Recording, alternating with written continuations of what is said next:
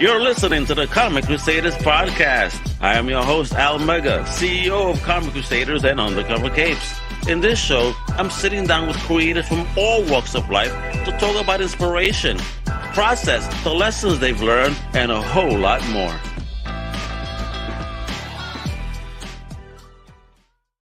Well, what up, man? This is your boy, Al Mega. Welcome to a brand new Comic Crusaders podcast. I've been busy, right? Because, we're talking like every day, we're talking amazing people. And today, it's just another one of those days, y'all. Woo! I am honored. Like, Comic Crusaders remembers the days when these homies were coming on up, building their brand. I was getting those press releases, and of course, we share it because we love the spirit of independent creation. That's what we do. And today, I'm honored. I know Johnny beat me to Tom Peyer, but now I got Tom and Stuart. Hey, I can't wait. Right here, these are the people behind Ahoy Comic Mags, amazing comic books. If you guys don't know, they're writers, they're creators, publishers, editors on the business. Tom Peyer, Stuart Moore in the building, baby. The warriors of independent comics through Ahoy Comic Mags. Weeeepppaaaaaa! Give it up. How you guys doing? Good. I'm flashing back to my days in wrestling.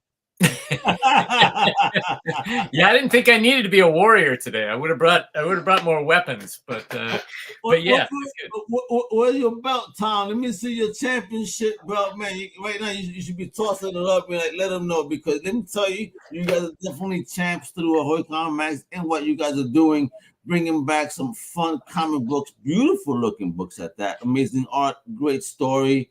I mean, you guys sent me over 2 books that I definitely enjoy. We'll get into that in a little bit. But since this is your first time on the Comic Crusaders podcast, I need to know origin stories. We love a very good origin story. Now, in past, I've done some research, and I understand that Stuart has about 4 different origins, how he stepped in. So before we step into the multiverse of the Stuart Moore fandom, even I can't keep it straight. Let's get into the Tom Peyer fandom over here. Tom, let us know where you're originally from and the very first thing that you ever fell in love with in fandom, period. Oh, dear. Okay. I'm from Syracuse, New York, which is where I am right now. And the very first thing I fell in love with was probably the Adventures of Superman TV show. Oh, cool. And that sort of led me into comics and to everything. It sort of determined the whole rest of my life. It's this cheap TV show, but which I still watch. I still watch old episodes. I love it. Well, I don't blame you. Some of that old stuff is still better than watching some of this new stuff. Listen, I'm not trying to get political, folks. I'm just saying that it's just, some of that older stuff, if you haven't caught up, that's what I'm trying to do, catch up on older things. And now that I'm older, understand a lot of the themes behind them. As a kid, you enjoy it as like, wow. But then when you get older, you look into what the story is.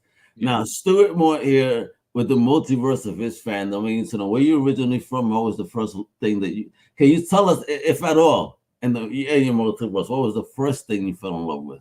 My family's originally from the Boston area, but I grew up in Central Jersey, and I've lived in Brooklyn my whole adult life. New York. Oh man, I'm from Greenpoint, Brooklyn, OG. All right, Carroll Gardens, right here. So yeah.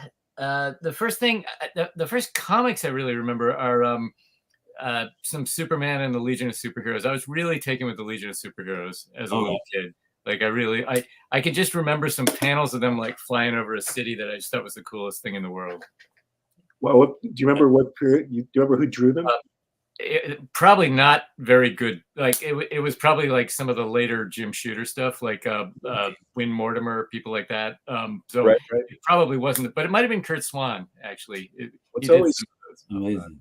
The comics you see when you're little, you'll love forever. I mean, they are great.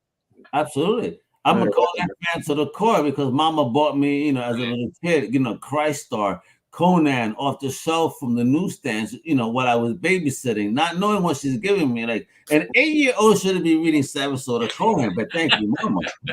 Sure, he should. Yes, he should. He should be reading. You are proof that an 8-year-old should be reading Savage Sword. Yeah, and I became a fan. I'm trying to finish this run, as I was saying to you in the green room, that, you know, let's go. So, all right. Now, I didn't know, Stuart, I continue with you. What led you on the path to becoming a creative? Like me, what wants to lead you in this world, if you will, and to build? Because I mean, look at you. Let's name it. Well, you see, this is a true guy right here, baby. Yeah, look at this BCW boxes. You know what is in those babies? Hey. Yeah. So, well, I always wrote stuff. Like I always wrote stories and things like that when I was a kid. And I sort of didn't. I didn't have enough confidence in myself for that for a long time. Like I pursued like publishing a little more and editorial work, things like that. There really was a point though where I just decided I really want to do this. And I think a lot of writers, especially a lot of writers who kind of their careers blossom a little later, like come to that point where you realize you're going to do this now or you're just not going to do it. And for me, it was around the time when I was on staff at Marvel Knights, and that was getting very strange. Like that was just like, that was a weird place to work. It was great for a while, and then it got really odd. And I had a little work here and there, and I was lucky. I had that job, and I was free to write for other people, which isn't usually the way it works in the comics industry. Okay. But it was set up that way. So I was doing some writing for a company called Penny Farthing Press, and I just decided to just give it a run. And it's more or less it's worked for a long time now. Wonderful, wonderful. I love that idea about word time. Maybe I'll get back to that just for the gossip. Hold on. Tom, you talk to me about you know, in that creative path and journey. What made you get on it, and what came first? You know, because you know you're a writer, creator, publisher. I mean, you're using the game, but plus you're like the rock star. So you know, was it music too? What's going on here? I look like a banker on this side of my head, but hey, you want to say my deposit today? Yeah, no bank I'm going to use. I'll tell you that.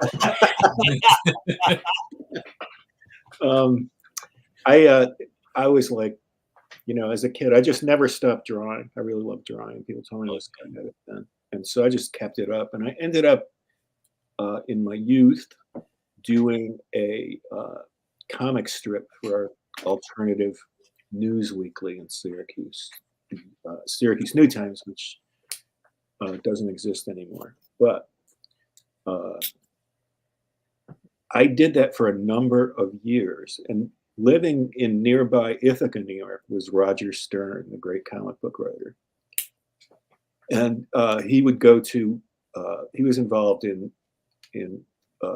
mounting this convention, Ithacon, which is still going, but we're talking about back in the 80s now. And so we got to know each other, and he liked my work. And because I would write jokes, you know, I'd write a joke a week and draw it.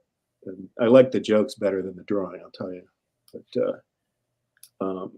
so he liked my work, and he fell behind on some of his work, and he hired me to assist him, basically write like a draft that he would then turn into his own writing of a few comics. It didn't last very long because Roger felt guilty about putting out work that I had something to do with without my name on it. So he got me some jobs at DC, and I wrote The Atom, Power of the Atom, the last several issues of that, which had been Roger's book. And then I got hired to be Karen Berger's assistant editor. And so that meant, you know, I was in comics, and there was no escape at that point. But, so, and then a few weeks later, or a couple months later, I guess, Karen hired Stuart, and we got to be friends then. And So are you giving me the origins of the Promance now too? yeah, absolutely. Yeah. So anyway, I just I worked there for a few years, then I went freelance writing, and I did that for quite a while. Yeah, you were smart enough to get out faster than I was. Yeah, you know. I was real smart. But it was pretty exciting when we were starting Vertigo though. That was a pretty wild time. I mean, Vertigo was the thing. It definitely changed the game for sure, man. But let's talk about that Promance over here, Stu. I mean, how did you meet? Tom, and what was that relationship like in those early days? What happened? When I started at DC, they were already a year late to move to new offices. So everybody was crammed into little spaces. Like I shared a conference room with 3 other people. But they pulled the big table out. They just like they just shoved us in there. Basically, it was terrible, frankly. But the place was great. Like and I remember Tom just like I got introduced to him, and I think the first day he came down to my office and said, "Welcome to hell." Which he explained to me was a quote from a Jack Kirby comic. but we just got to be friends right away. We hit it off. We hung out a lot. We were there like we wound up working. We didn't work on the same books, but like Karen turned over to me some books that you had been assisting on, like Swamp Thing and Hellblazer. Mm-hmm. So because I was hired in as an editor, and we just and everybody at that company hung out a lot. We had this great thing back then called Dollar Beer Night, and there was a bar right under the building that on Monday nights would serve like cheap beer for $1 a glass. So everybody just went there, like, and it was like executives would show up, but like you didn't have to have any money. Basically, you could just go. So that was then that means everybody was late on Tuesday morning. Yeah, it did happen. Yeah, it did. Not unheard of. It was really fun. It sounds like fun. Heck yeah, shit. That's the type of time I want to be at. Let's have a good time. That bar, by the way, one time I walked by it, and it was taped closed, and it had signs all over it that said "closed by the tax department." Oh, so I don't know what they were doing. I know they weren't paying their taxes. I guess that's I'll just whistle by. I don't know nothing. I would never been there before. I've never been there. I have no idea. Yeah. So all right. So I mean, obviously you guys have left and all, that company, and because you guys created something that's been in existence for the past 5 years. So I want to know here what's up with Ahoy Comic Mags? Talk to me about the early seeds. How did this develop? Well, 2 friends of mine, Hart Seeley and Frank Camuso, had been working for the daily paper here. And like almost everyone who worked at a daily paper, they stopped working there. And Hart particularly was looking for something to do. He didn't want to just retire. And so he and Frank had this conversation one day in like a bagel shop, and they said, "Let's start a comic book company. We'll get Peyer in on it." And so that's what happened. We started actually 7 years ago now, like January of 2017. Beautiful. We started to plan the company, and we started working on it and figuring out the books and stuff. But it was basically 3 old friends who just wanted to work together, basically. And if I always say this, but if we'd known how difficult it would be, we would have been scared off. But I'm really glad we weren't. No, I think the whole comic world is happy you weren't, because you guys have been developing quality product. Which I have a PowerPoint for some 2A. You want to tease? Yeah. Don't 2A. Wait. No, folks gotta wait a minute. They gotta hear a story here. Get out of here. You guys are storytellers. Let's keep developing the story. So we'll talk about so Stu, man, when did you get involved with the whole, the whole Ahoy and everything that's popping? It was shortly after what he just described. Tom called me. He initially asked me if I wanted to edit something, probably Wrong Earth, I think. And I told him didn't really want to edit things anymore. But I had a project that became part of the line, Captain Ginger. And originally I was just hired as a sort of a general consultant. And then we had a guy helping us at the beginning who's now a VP at Marvel, Sven Larson. And Sven and I actually, he lives in New York, and when we were getting ready to launch Ahoy, he and I drove down to Baltimore to present the thing in person to Diamond distributors, and a lot's changed in 5 years. But Diamond was the only game back then, if they had turned us down, we would have had a rough time. It went great. I remember we called Tom and Hart from the parking lot, said they accepted it on the spot. It was wonderful. Get back 2 days later, Sven calls me, says, I'm going to Marvel.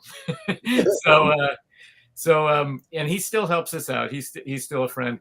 But somebody had to sort of step into the center of the company a little bit and manage things. So I moved up to like what I call operations, which is keeping the schedules, overseeing, kind of just making sure all the different parts of the company work together when they need to. And that's been good. I like that. I'll definitely say that I definitely do dig the Captain Ginger. I'm a cat guy.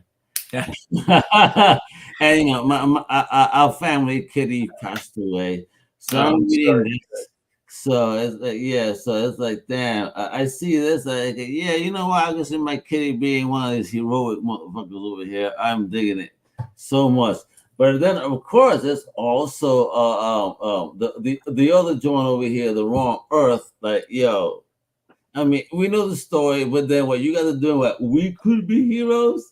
Oh man, what a fun read on that first issue. You know what I mean? And let's start teasing what Ahoy is all about. Because I mean, this comic company is amazing. It is independent. They got stuff rock. I mean, look at look at that. Oh man, and that art is beautiful. Talk about that. And look how classic that looks, exactly like that OG Batman intro from the 60s. You know what I mean?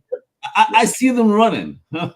You can hear the music. You can hear the music. He did a great job. That's Felipe Sobriero did that. That's a variant cover he did for the first issue of the next series, which is The Wrong Earth Dead Ringers, which will be out in March. Nice. But so I love what he did. We have a couple we have some really good covers on this run actually coming up. You're gonna like them. But for those that aren't familiar, Tom, again, you guys are newbies here, man, on the Comic Crew podcast, and we love our indie, and I love to have. I'm happy again to have you on. Give the folks just a little idea. Who is this character? Okay, well, the one on the left there, who's smiling, is Dragonfly Man, and he's kind of he's an upstanding superhero or mass crime fighter from the Comics Code era. He never does anything too violent or too terrible or too adult, and he's an upstanding costume hero who would help an old person across the street and salute the flag when he's done. Yeah, he's cheese, guys. He's cheese, guys.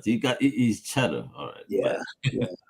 Now on the right is Dragonfly. He is from a parallel Earth. He's the same guy on a parallel Earth, but he comes from after the Comics Code. So he is a vigilante who's quite a violent vigilante who likes to stick it to the man.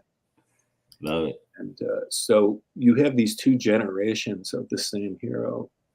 And what happens in The Wrong Earth is they get trapped on each other's worlds.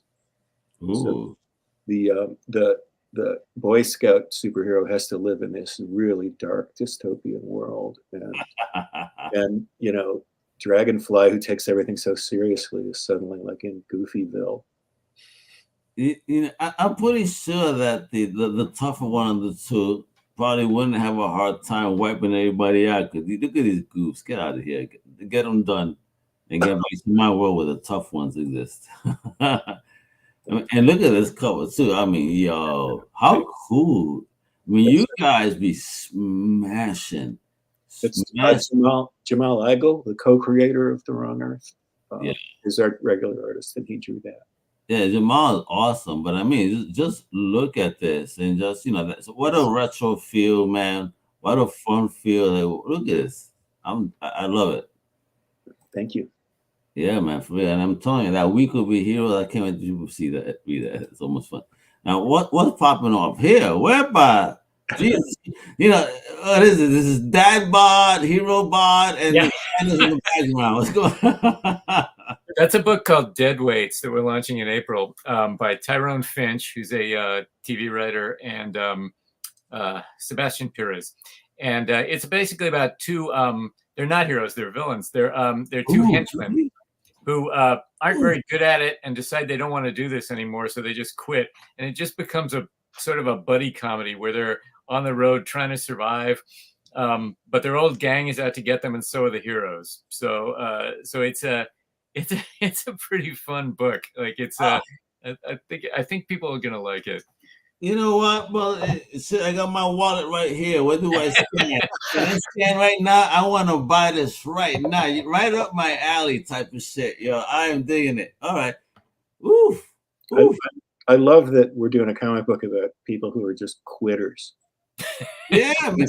Okay, again, across your line, you got, again, crazy characters, crazy storylines which don't fit the normal narrative of what most people would expect from superhero books or whatever, you know what I mean? And that's what makes, I think, Ahoy Comics so special and be able to last those 5 years, because you guys are stepping it up. Y'all bringing some different views, if you will. I mean, oh shit, look at homie here. Holy shit, bro. That's the variant cover. Yeah, that's the same book. That's the variant cover. Yeah, I used to get a haircut like that. You know what I mean?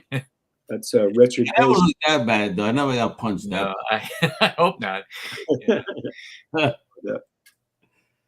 Justice Warriors. Oh, wait a minute. You know what? Hold on. Let me pull this up over here. Where's my copy? Because guess what? Hey, look, I have a drawing right here myself. Hey, let me show some love, man. All right. Look at you. That's great. Yeah, man. Let me show you right here, folks. You see, we got to support our indie comics, folks. Look at what a beautiful book right here. It is a great book. And they were also guests on the Comic Crusaders podcast, right? So, they were? Yeah, that's good. Yeah. Of course. You know what I mean? Listen, like I love talking to y'all creators, because you guys again are doing some different books, it's fun books, and this is definitely fun. You guys, again, it's about making comics fun. Mm-hmm. And you guys are definitely on that plane. It's, don't take yourselves too serious.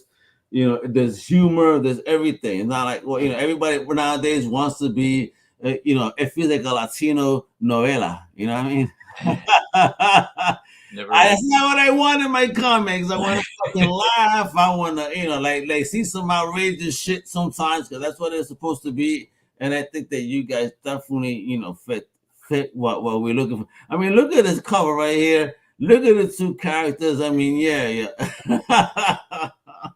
Yeah, that's a swamp cop and Officer Shit who and you can probably tell which one is which. Yeah, Justice Warriors has been a nice success for us because it's written by and created by Matt Bors, who you've met, who's been on, and with art by Ben Clarkson. And this book, we're selling a lot of this, particularly through the book market. People really seem to like it. It's a satire of near future satire, but with mutants and a lot of crazy stuff flying around. Cops and mutants story. Cops and mutants. Yeah. Yeah. Definitely, folks. That's not a soft serve ice cream that you're looking at there. You know what I mean? No, that is not. It's not. It is not. You mistake it for that. I mean, and then what I know, this has been like popping off. I'm seeing this everywhere. Always, so people seem to be enjoying what you guys got popping off here. Talk to us. From the mouths of the publishers themselves, what is Project Cryptid? Project Cryptid is an anthology comic, 2 comic stories per issue and every one of them is about one of those sort of legendary monsters that some people believe in, like Bigfoot and those guys. And it's really fun. Got some really nice creators. Matt Boers has a story in that one too, and it's just it's the brainchild of the editor Sarah Litt, who I just think had a great idea. It's our first ongoing series. Yeah. And all I can tell you is that the green character Cabron is definitely a Latino curse word. Yeah, that's a chupacabra, I think, isn't it? But I think that's. Wait, were you gonna call it chupacabra cabron? Holy shit, bro! Damn, yeah. I mean, talk to Matt. I don't know. Talk to Matt. That's a curse. That's like, yeah. That's a bad word right there on the cover in Spanish. I think I don't think Matt invented that. I don't think Matt was the first person to call him that. Cabron, yeah, because he is a cabron. Of course, he kills people and animals. I mean, kills animals. So yeah, absolutely, he's a cabron. But I love it. I gotta get this covered. I'm gonna put this thing up on my wall just because a Puerto Rican word right on the cover. I love it. Let's get it done. Not even because Mexicans means one other thing. Puerto Ricans one thing. You guys don't even want to know, and let's not get that on there and get canceled. And explain. Like next month, I guess. It's a February book, right? Which issue is that for? Yeah, I think that's February. Wait, so how many issues is this? Is this an ongoing? Is it we're gonna keep it going as long as we can. Yeah, we got it. We're committed to 12, I think, and we'll see after that. But yeah, we're gonna keep it going as long as people are buying it. All right, Ben. So is that something that Ahoy Comics Mags wants to do? You know, find their brand, their flagship title, and do like a continued ongoing comic book. You know, and reach those numbers. For example, like Atomic McFarlane that next month drops issue 350 of Spawn and shit. You know. Well,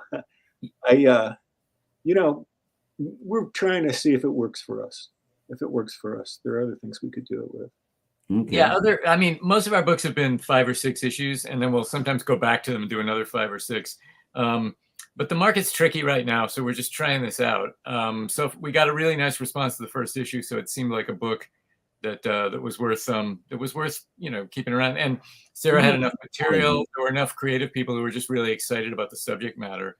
I'm actually going to have a story in it eventually. About the Jersey Devil, where I grew up, but of course, yeah.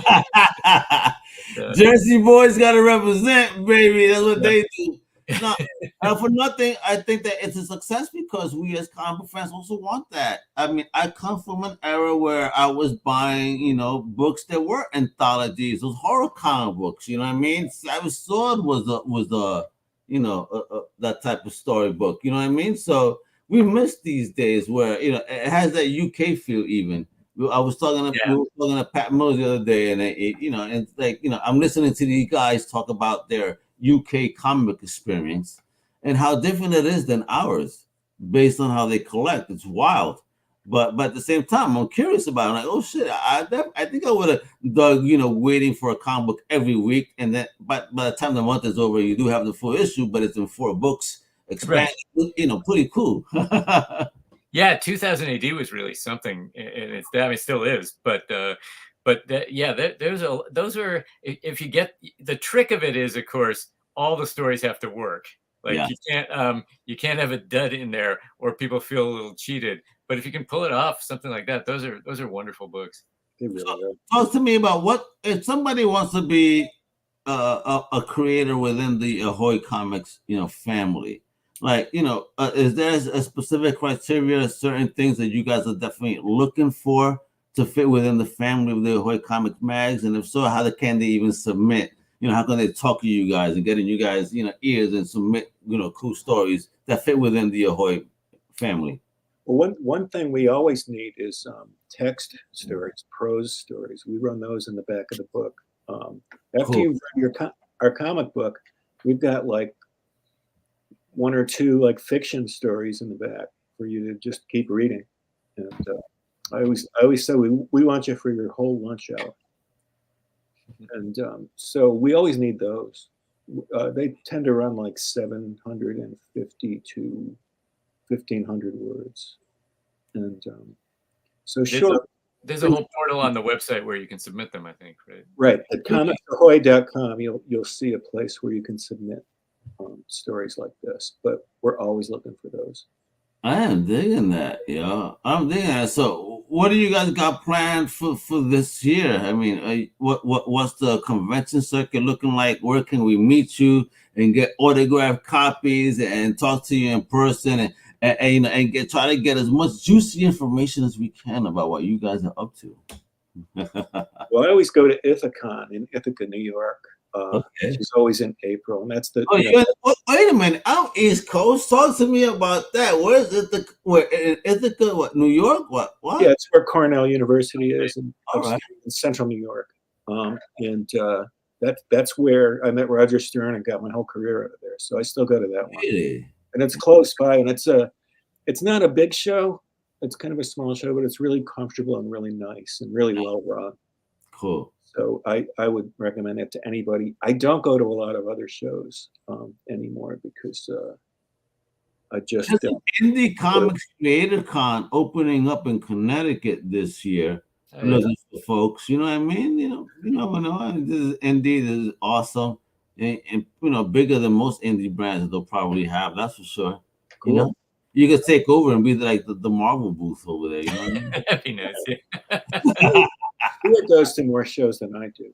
Yeah, I don't have I haven't planned very well. I know I'll be at New York Con in the fall. I usually go to San Diego. You go to New York? Yo, Stu, man, we gotta hang out there, man. Yeah, I want to meet you in person, but Jersey boy, you know, we have a beer, a good pizza, and talk some shit in person over there. You know, I'll get you on camera. Have a good time. Sounds great. Yeah.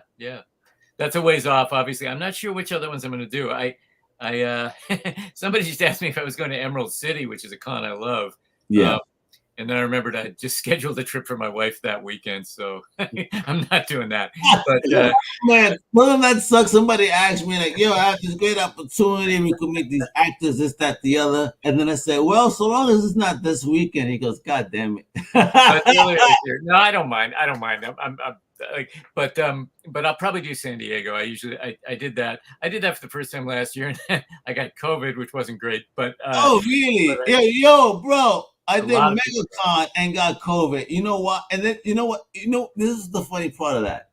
I did the MegaCon. A couple of hours later, one of the creators that shook my hand and hugged me says, "Oh my God, I just tested positive for COVID." I said, "Holy motherfucking shit!" Yeah. Then the next day, I'm shivering and like sweating at the same time. I have no idea what's going on. I know. I had something similar where someone went home and like tested positive right after I hung out with them. I don't know that that's the person that gave it to me, but could be. Yeah. Anyway, like you can't worry about it too much. But yeah, so I did that. So I'm still thinking about San Diego this year. I'm not quite sure. I had a great time. It was great seeing everybody again. It was and I just kind of love that show. It's manic and it's a zillion people and it's like right down by the water. So if you get stressed, you just walk outside, walk out to the water. That's always good. So I'll probably do that. But definitely New York in the fall. I can't wait. So what are the biggest things that we need to be looking out like right now through the Ahoy Comics family, you know, to make sure that we let our LCSs know that we need these books on our pull list right now? Yeah. Well, we covered Wrong Earth and Dead Weights. Those are the first two. And we're bringing back My Bad again. Ginger is awesome because I read that and bro, was it the Captain Ginger? I have it right here. The last feeder. Oh shit! Yeah, that was 2 issues. Kitty, and I'm reading this, and I'm seeing cat. Yeah. Oh man, I'm feeling the type of way. I was like, yeah, I would have read this to my cat. Wow. I hope you don't get clawed up. You know, they might. Hey. But talk about these guys too, like Captain Ginger and all. I mean, this is pretty fucking cool shit, yo. This sci-fi on a different level, and I like again. As just an old school comic book fan, it's like I think I kind of found what I've been looking for through Ahoy. This is like, I'm like, I big smile on my face reading here, and like very. Connected to the characters and the story, like, all right, I want to know what happens next. You guys are doing like an fantastic job. And thank you. This is what we need in Indie, like this type of level, because beautiful art, great writing, great teams. Like, how do you even find the teams? How do you build these things, guys? I mean, how did you build Ahoy on this level? You guys would be admired as little baby steps. Yeah, I get it, but 5 years worth of baby steps so far. So you guys are beyond a toddler, right? You're right now in kindergarten, all right? And, this is great. You guys have stepped up again. I've seen the growth. So being part of that journey from my media perspective, I'm like wowed by the product thus far. We have a great team. That's a lot of it, and we have a team of people, including David Hyde, who does our PR, Darren Bennett. Shout out, man! Yeah, man. Some fan promotions over there, and Hannah, Sarah Litt. Like they're all and all of us like we're all connected to different parts of the comics industry. Like we all know different people, and that's been great. Like that's just really helped. Everybody also is just. Like the company's just very efficient. Like everybody just works together. There's no corporate red tape. There's not like it's all very fast. And I have to give a lot of credit to our publisher, Art Seeley, who really just gives us all the tools we need and lets us do what we do. Yep. Great. How does it feel then, to have that freedom artistically then? I mean, how do you feel? Have you had that experience prior to have that type of freedom to create? Well, one thing I'm really I really try to do is to not get in the way of people's stories that they want to tell. Like if you're at a big company that does a lot of crossovers and stuff, sometimes you have to stop your story in the middle and participate in the crossover, or else you want to blow up Cleveland, but it already got blown up in another book last month. But here you can blow up Cleveland in all our books. It doesn't matter. It doesn't matter. Our books don't interact that way. Yeah. There goes that demographic. But I mean, listen, they host the Browns. I mean, it's all right, but that's okay then. Yeah. Nothing against Cleveland. Yeah, for real though, I can't wait to see what you guys are up to throughout the year. Thank you as a fan, and especially in the comics, to see you guys, rocking. And again, like I told you, from the media perspective, seeing you grow, both as a fan, and digging into these books that I've just read, I'm like, yo, folks, listen, I want to make it easy for you. You gotta follow them. See, so on Twitter or X, people refuse to say X. It's okay. Ahoy Comic Mags, all right, for the books, because stay tuned. It's that dope. You can also check out the website comiccrusaders.com, because when they send me something, I sort of love immediately, because I know good stuff when I see it. And you can follow Tom Peyer right there. Stuart Moore numero uno, because somebody decided to steal his name unless he forgot the pizza for it's the that jewelry store in New York, man. That's they have one. How dare they? How dare they sell jewels under your name? You Blue Sky, all right. So that's Ahoy Comic Mags, Tom Peyer, and Stuart Moore right there owns his name there. Right there. Jewelry store. You know what I mean? And then we got on Instagram, Ahoy_comics, Tom Peyer, and also Stuart Moore 01, because they beat him there, but it's all right. He got Blue Sky, haha. Right? He got one of them. We'll always have Blue Sky. You know what I mean? So you gotta support these guys, folks. But this is what it is in the comics. Ahoy Comic Mags is absolutely amazing. You don't believe me? We have tons of previews on comiccrusaders.com that you could check out right now. And not just that, you actually want to see even more, and then go to see their whole amount of titles. Go check out their website, Ahoy Comics Mags, for real. They're everywhere. They're amazing, an amazing publisher that I'm happy to again see the growth over the years. I mean, even my man Johnny got to interview Tom first, jealous. Right? He got the story first, but it's all good, man. I got Tom now looking like a rock star.